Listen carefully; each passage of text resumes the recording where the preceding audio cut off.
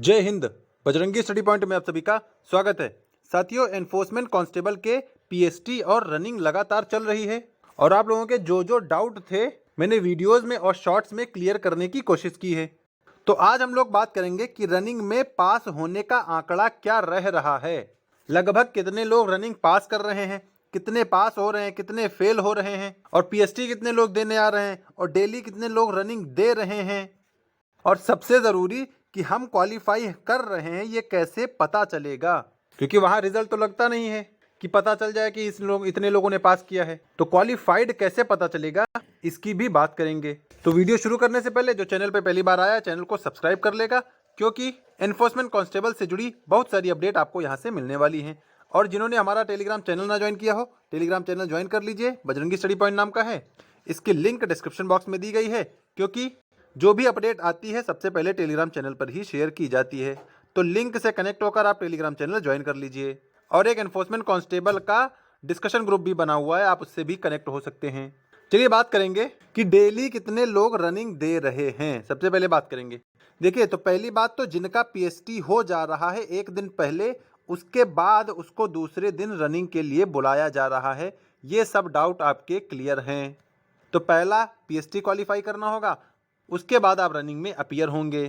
तो भाई अगर पीएसटी की ही बात कर लें तो भाई एक शिफ्ट में या एक जो पूरा पाली रहती है स्टार्टिंग की, उसमें 600 लोग बुलाए जाते हैं। अब 600 में अगर पीएसटी में बात करें तो लगभग 500 के आसपास बच्चे आ रहे हैं पीएसटी देने, और इन पीएसटी देने वालों में क्वालिफाई हो रहे हैं लगभग 450 के आसपास। और ये अलग अलग दिन वेरी कर सकता है, क्योंकि एग्जैक्ट डाटा तो है नहीं, तो कयास लगाए जा सकते हैं। क्योंकि किसी दिन 500 लोग पीएसटी देने आए थे, और अगर रनिंग की बात करें तो रनिंग एक बार एक शिफ्ट में 471 लोगों ने रनिंग दी है।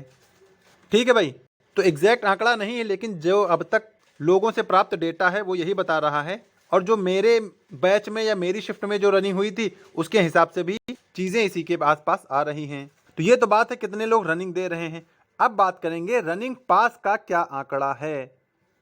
देखिए, बैच 5:30 बजे से शुरू हो जाते हैं रनिंग के लिए, और 5:30 बजे से लास्ट बैच 8 बजे तक चलता है, क्योंकि मैंने ही 8 बजे एक बैच दिया था तो उसमें भी रनिंग हुई थी। तो अगर हम बात करें कि अगर एक बैच में 100 से 150 भी बच्चे आ रहे हैं, 100 से 150, कहीं कहीं 100 आते हैं, कहीं 120 आते हैं, कहीं कहीं 150 आते हैं, और एक हमने दिया था तो उसमें 182 के आसपास लोग थे, और हर बैच में कम से कम 20 से 25 या 25 से 30 बच्चे फेल हो रहे हैं या रनिंग क्वालिफाई नहीं कर पा रहे हैं। तो अगर हमने 5 बैच भी मान लिए कि 5 बैच चल रहे हैं, क्योंकि 2.5 घंटे में लगभग ये 5 बैच ही होंगे, तो अगर हमने 5 बैच माना और हर बैच में 20 से 25 भी कि 20 से 25 फेल हो रहे हैं, एक एवरेज हमने मान लिया, तो 100 से 125 बच्चे, यानी 100 से 125 बच्चे तक रनिंग क्वालिफाई नहीं कर पा रहे हैं। क्योंकि हर बैच में 15 से 20 बच्चे ऐसे रहते हैं जो रनिंग करते तो रहते हैं, लेकिन उनकी टाइमिंग नहीं आ पाती है। और आप लोगों ने भी ऐसा नोटिस किया होगा कि आप लोगों की रनिंग हो सकता है पहले कंप्लीट हो गई, उसके बाद भी बच्चे रनिंग कर रहे हैं। तो 20-25 बच्चे हर बैच में मिल जाते हैं जो लास्ट में रह जाते हैं। जो मैंने फील किया है और जो मैंने देखा है, वहाँ से चीज़ें ऐसी ही मुझे लग रही हैं। सबसे लास्ट बात करेंगे, क्वालिफाई कैसे पता चलेगा, क्योंकि भाई आयोग की तरफ से कोई नोटिस तो आती नहीं है, ना ही कोई रिजल्ट की स्लिप चिपकती है कि भैया आप लोग क्वालिफाई हैं। तो क्वालिफिकेशन पता कैसे चलेगा कि हमने क्वालिफाई किया। तो भैया आपको अपने राउंड खुद काउंट करने हैं। अगर आपने दिए गए समय से 27 मिनट से पहले ही अपने 12 लैप्स कंप्लीट कर लिए हैं, तो फिर आप अपने आप को क्वालिफाई समझिए। और अगर आपने 27 मिनट से पहले 12 लैप्स कंप्लीट नहीं किए हैं तो आप फिर डिस्क्वालीफाइड रहेंगे, क्योंकि क्राइटेरिया ही यही है, 4800 मीटर को आपको 2700 मिनट में पार करना है। और वहाँ प्रेशर बहुत होता है रनिंग के समय।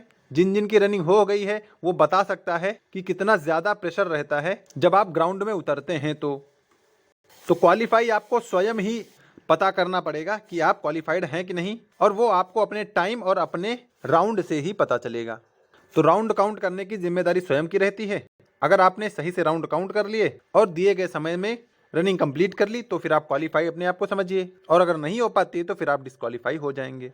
और इसके बाद हम लोग बात करेंगे आगे नेक्स्ट वीडियो में कि रिजल्ट कब तक आएगा, क्योंकि अब तक हमने धीरे धीरे सारी चीज़ें कंप्लीट कर ली हैं। तो अब रिजल्ट के ऊपर चर्चा की जाएगी कि रिजल्ट कब तक आएगा और फिर आगे मेडिकल होना है कि नहीं, डीवी कब होगी, इन सब की आगे धीरे धीरे चर्चा की जाएगी। तो एनफोर्समेंट के ऐसे ही वीडियोस पाने के लिए चैनल को सब्सक्राइब जरूर कर लें, और जिन्होंने टेलीग्राम चैनल ना ज्वाइन किया हो टेलीग्राम चैनल भी ज्वाइन कर लें, क्योंकि डेली की रेगुलर अपडेट इसी टेलीग्राम चैनल पर शेयर की जाती है। और एनफोर्समेंट वाला जो डिस्कशन ग्रुप है आप उससे भी जुड़ सकते हैं। लगभग 450 के आसपास बच्चे वहाँ पर कनेक्टेड हैं, तो आप इस ग्रुप से भी जुड़ सकते हैं। ठीक है भाई, तो आज की अपडेट में यही था। एग्जैक्ट आंकड़ा किसी को नहीं पता है, क्योंकि जब आयोग रिजल्ट देगा तभी एग्जैक्ट आंकड़ा पता चलेगा। बाकी जो भी एक्सपीरियंस हो रहे हैं उन्हीं के बेसिस पर आपको पास फेल का सिनेरियो बताया गया है।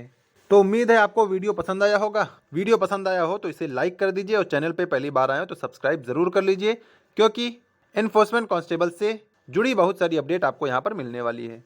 तो मिलेंगे नेक्स्ट अपडेट के साथ, तब तक के लिए सभी को जय हिंद।